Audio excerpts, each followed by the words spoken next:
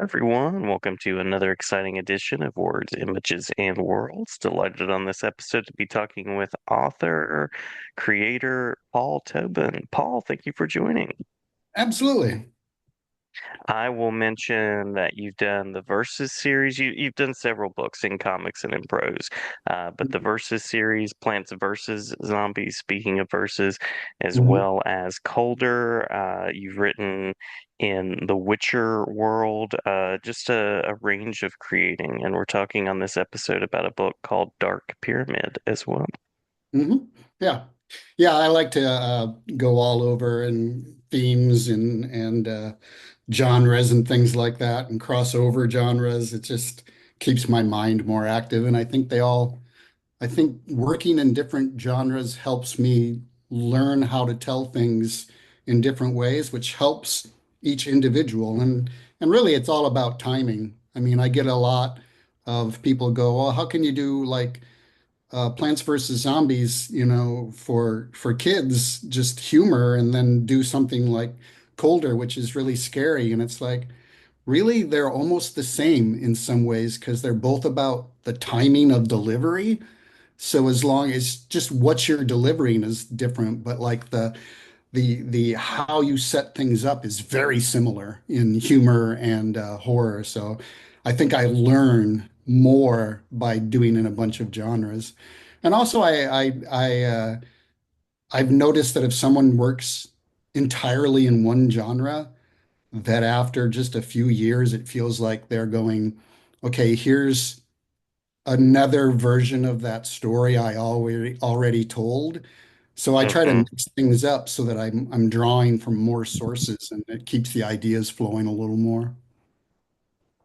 I love that, and it's a special kind of talent that can appeal to a young reader as well. They're a very discerning audience. They're pickier. They don't take no crap. That's right. That's right. And what's it like to move from writing prose to comics? Right now, I mean, if you asked well, I mean, you did just ask 2025 Paul Tobin that.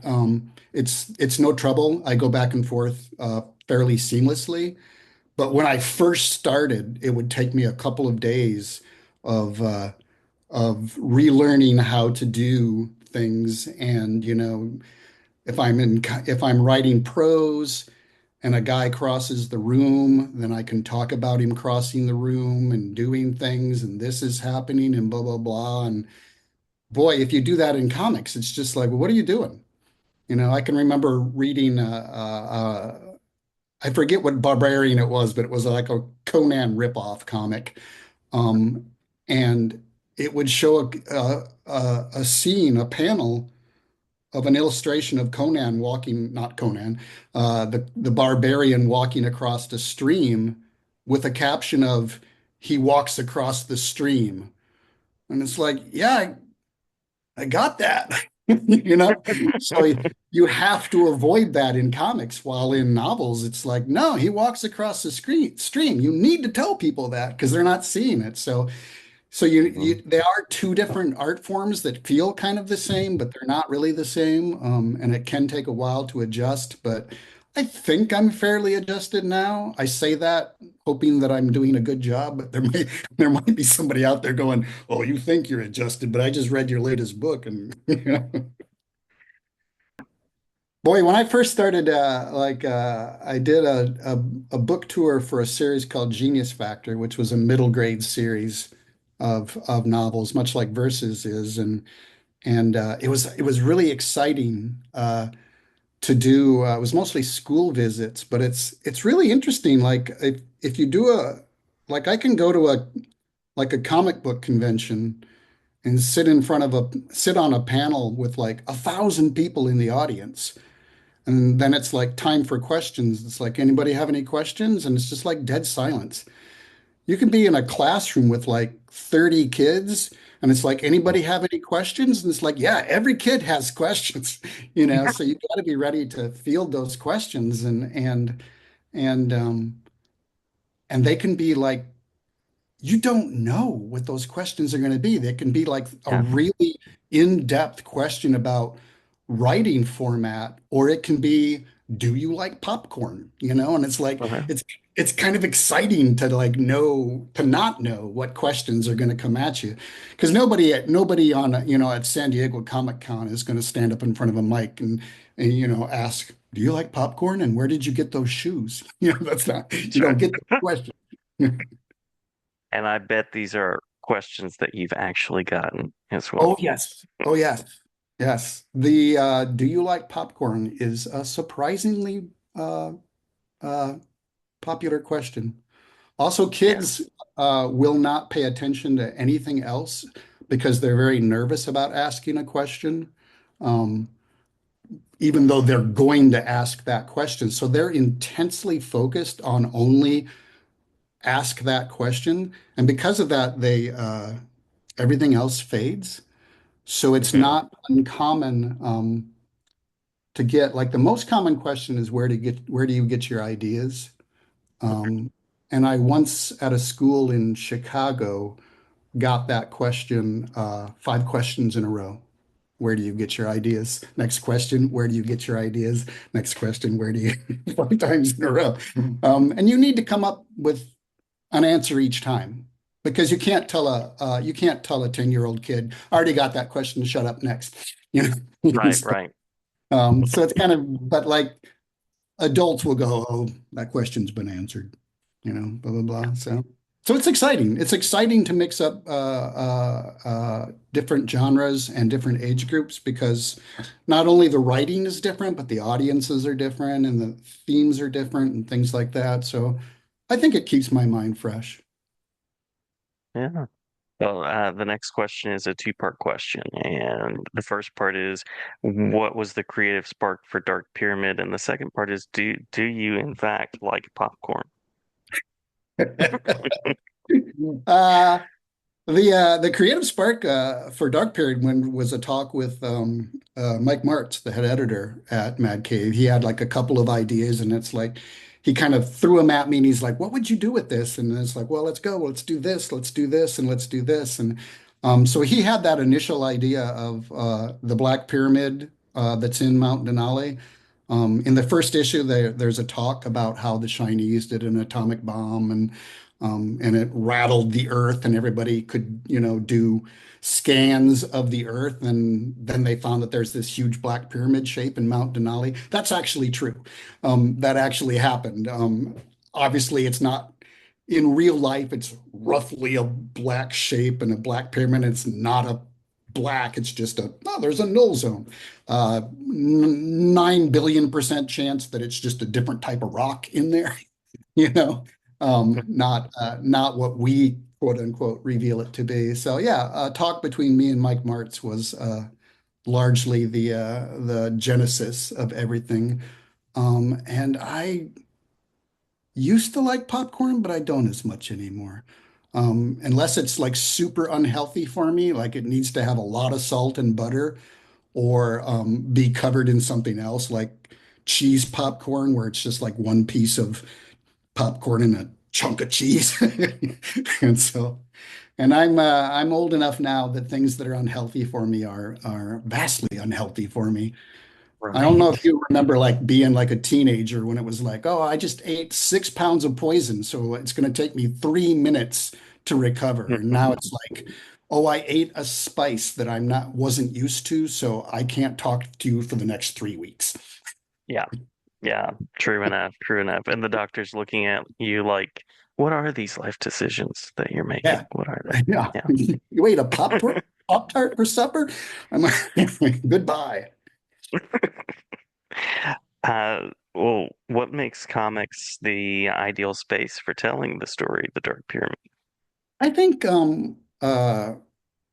timing and character and comics for me are like all about well, like any writing. I was going to say comics, but any writing is about controlling the pacing and revealing plot and characters. And comics gives you a unique sort of pacing with that, with like the individual page format, where you can flip things and really you can't do it in movies to really control the pace of revelation. Um, uh, Movies are just going to run. Mhm. When you're in a theater, you don't get to go, oh, I missed that spot, you know, pause, or see things in the background as much. Like in comics, you can kind of put things in ways, and I really like that. And it's like that's another reason I like to work in multiple genres because even like I do a webtoon right now called Heart Acres, and I did one before called Messenger, and they're undeniably comics. That's just Mhm. all there is to it. I won't hear an argument that web comics aren't comics because they are, but they're singular one panel. So every single panel is a reveal, every last one. Wherein, like comic book format, there's the page, like every single panel is a reveal, kind of, but every page is an individual reveal too. So every panel is a set of reveals, where in webtoons it's every one. And it's like it's taught me different ways to reveal things and do pacing and things like that. So yeah, comics controls pacing in a way that really nothing else does. And I like that. You can dwell on things so much more in comics, and you can like I've got an upcoming comic now where we're putting more story in the background than you could possibly do in any other format, where people can like stop and look and delve into the world where I suppose you could do it like in film if you were watching it at home and you can like literally hit the pause. Although the modern day is getting away with that because like I've started this as an off, but I'm just going to gripe. Um, I used to be able to like I watch a lot of soccer. Soccer is about the only TV that I watch. Um, and I used to be able to like pause it and like see something. It's like, oh, this is very interesting. I can see it building and things like this. And I pause it now and like a toilet paper commercial pops on the screen. And it's like, Oh yeah. I guess I don't get to watch the program that I'm watching anymore. So hopefully that won't get into comics. Obviously, it can't get into physical comics. I won't say can't because who knows with technology, but hopefully it won't get into like online comics or something like that, where if you pause for too long, it's like, hi, I saw that you wanted to buy a thing the other day. Ugh. Like, no, no, just let me notice something. Just let me Just read closely. just let me look. Yeah. Any shout outs to the creative team as comics are a collaborative medium? Oh, all shout outs to the creative team. Like PJ was a guy that I'd worked with before, and Mike and I were actually kind of Mike and I and James Emmett, who's the Mike's the head editor, and James Emmett is like got the job of he's the editor that I really worked with. No, Christina Harrington. I'm sorry, I'm thinking of different books right now. Christina Harrington, and we talked about Christina and I talked about artists for just a few days, not long at all. And then I was on uh, I'm only on Blue Sky now, but I was on the previous social media thing that I'm not even going to say its name.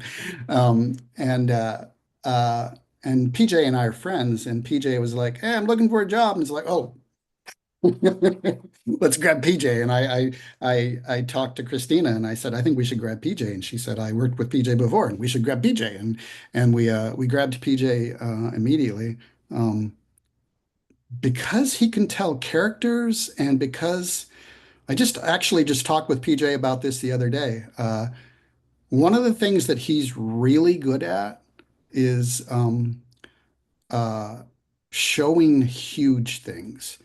And one of the characters in Dark Pyramid is the mountain, Denali, and the territory around Denali.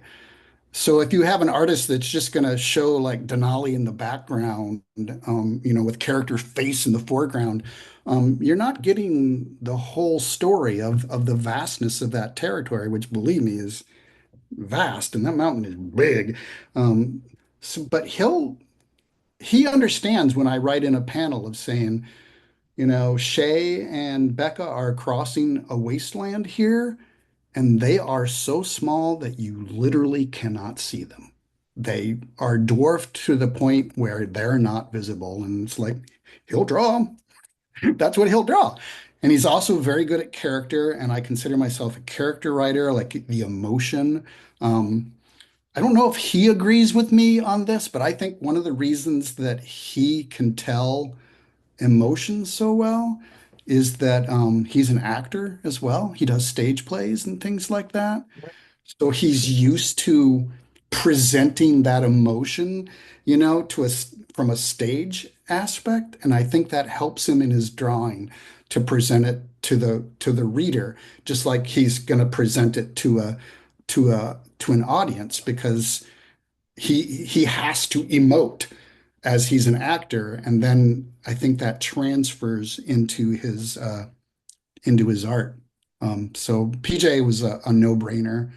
Um, Sarah Coella, the colorist, I think is brilliant. I'm a little sad because that upcoming book that I said has an amazing amount of detail in the background. Um, I had her in mind as the colorist from day one, um, basically as a necessity because she is so good at doing an amazing amount of variance of colors while not having it wash the art away.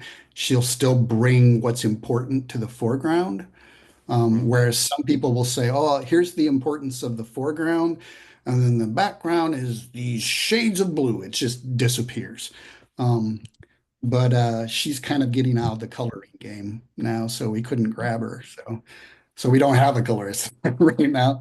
I was really sad on that. And then Taylor Esposito as the letterer. He's a guy I almost always grab if he's available, and he is because he does 12,000 pages a day or something like that. Then I usually grab him because I like his sound effects and I like his placements. I like his speed. And one of the things I really like is his level of competence. Because, like, as a writer, I'll have to do lettering proofs. Um, and a lettering proof for catching Taylor's mistakes, um, one an issue, two an issue. Whereas the person I worked with before, who I won't name, and it wasn't just before, um, would literally number in the hundreds of lettering mistakes and things like that. So he is a breath of fresh air. You know, I if I make 10 changes on a lettering proof, usually 9 of them are decisions that I screwed up or want to change. It's it's a lot more of I made a mistake than he did something, or can you move this? And he's very smart too on this was the important thing in a panel that's happening in a background, so I won't smack a word balloon on top of it. He's Mhm. very aware of what's going on in an issue, and that's important to me too. So yeah, Yeah, yeah. it's a great team. It's a great team. Certainly so, certainly so. And what a great setting you were talking about Denali. I was just thinking about the Joseph Campbell quote of the treasure you want is in the cave you don't want to go into. So lots of interesting imagery and wonderful choice of the scene to set all of this in. Yeah, I think so. Yeah, I was so happy with PJ, and then his monster designs. The thing that PJ and I worked on before had giant monsters and giant robots. So I already knew that he was going to deliver on the monsters. He actually delivered more than I thought he would. Like he kept turning in monsters that from a script side were throwaway monsters, and then he would turn in a page, and Christina and I would go, "Oh, I want to keep that monster around now. That monster's too good to just throw away." So, so yeah, I kept having to change the scripts so that I could use use PJ's Monsters more, which is good. I mean, that's you talked about like when you said you want to give shout outs that because co comics is such a collaborative process. It should be collaborative on that aspect. It shouldn't be, this person does their job and this person does their job and there's no crossover. It's like, no, there's crossovers because you're creating a page, you're creating a story and things like that. And I think you should be able to do that. Yeah. Love that playful artistry of it too. Yeah. It should be that way. You should be able to contact each other and say, I want this, I want that. When I worked at Marvel, um, I worked with one editor in particular, another person I won't name, and because I disliked them and I think it was mutual. Uh, but that editor had a rule of no contact between the creators. The Hmm. artist should not speak to the writer should not speak to the artist. And it's like, I kept telling him, that's an interesting theory, which was my way of saying, that's really stupid.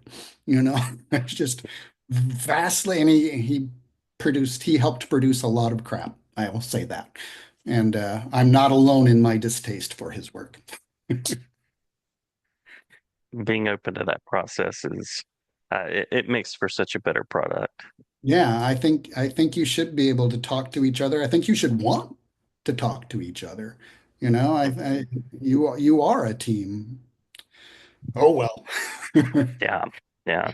A family putting something together. Right. Yeah, I think so. Yeah. Yeah. Well, eager to see what is next, and glad that Dark Pyramid is coming to be. Anything that you'd like to say about the work that you are moving forward on, where people can find more information, anything like that, or anything that we've missed? You can usually find me on Blue Sky. Probably way too much. It's a little too easy to find me on Blue Sky. Also, my website. You can check me out at paultobin.net. And there's far more than just me there because I put on like the history of fumetti. I'm really into the old Italian comics and things like that. So there's a lot to do on my website and even more. It's not just about me. Um, Projects that I'm working on, Heart Acres, which is the webtoon, which is free. So you can check that out. Dark Pyramid. I'm trying to think of what else is coming. Oh, String Paperback just came out from Mad Cave. Trying to think of what else is announced. I have another Bandette trade coming out this summer, collection, um, and the novels. I just sold another Busy novel. person, busy Yeah, person. yeah, I'm trying to think of all. It's so hard on when you ask, and there's other creators talk about this too. I know, so I'm not Oh alone. yeah. But if you've been working on something for a year, it Mhm. feels like you should be able to talk about it, but often you can't. But Yeah, it's like, yeah. but it feels like it's old news, you know?